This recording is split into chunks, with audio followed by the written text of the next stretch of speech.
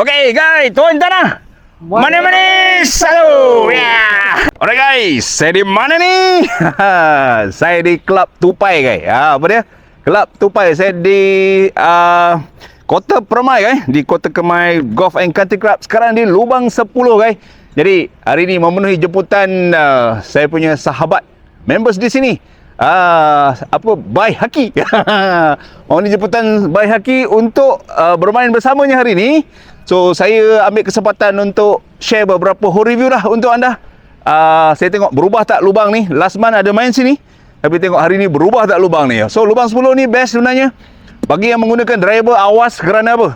Kerana dogleg ke kiri left, kalau terlebih drive boleh sampai bawah pokok. OB tak adalah kan, tapi sampai bawah pokok mungkin tak jumpa bola anda. Jadi saya decide pakai Truwood untuk lubang nombor 10 ni guys. Lubang ini saya belanja untuk you all. Lubang ini indeks 12 par 4, distance di 346 guys. Jadi sedikit dogleg to the left, saya target di fairway saja. Tengok boleh tak saya letak di fairway dengan baik hari ni. Di sebelah petang ni harap-harap badan kita sempurna pukul dengan baik satu leg. Kerekuk bunyi dia. Fairway agak narrow, kiri kanan pokok. Jadi kita play safe saja, kita cari fairway saja guys. Clear, one good shot. Mana-mana satu. Alright.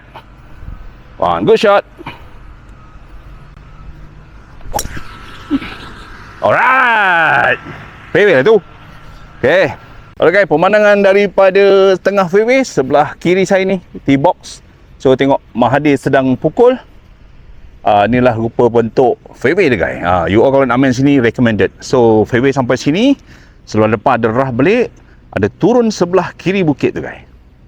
Alright guys, kalau kita di tengah fairway, so kita akan nampak slope di sini. Di sebelah bawah tu lah tempat yang kita selalu aim. Bola saya di bawah slope sini, di atas fairway. Kita akan attack green, terpaksa buat pukulan draw guys. Kita tengok boleh tak saya buat draw on dengan baik. Itu bukan bola saya guys. Kita tengok bola saya di sebelah kanan ni, di fairway. Kita tengok sahabat kita pukul. Bye. Come on guys. One good shot bye.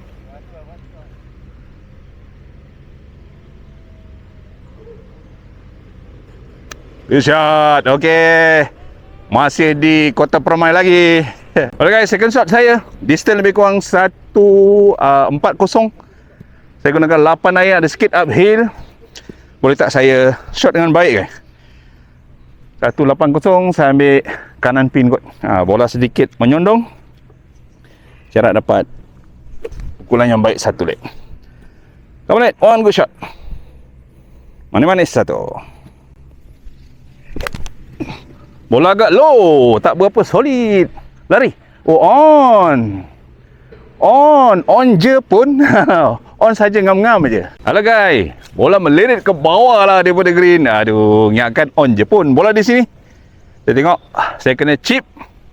Naik ke atas, agak tinggi juga. Naik ke atas.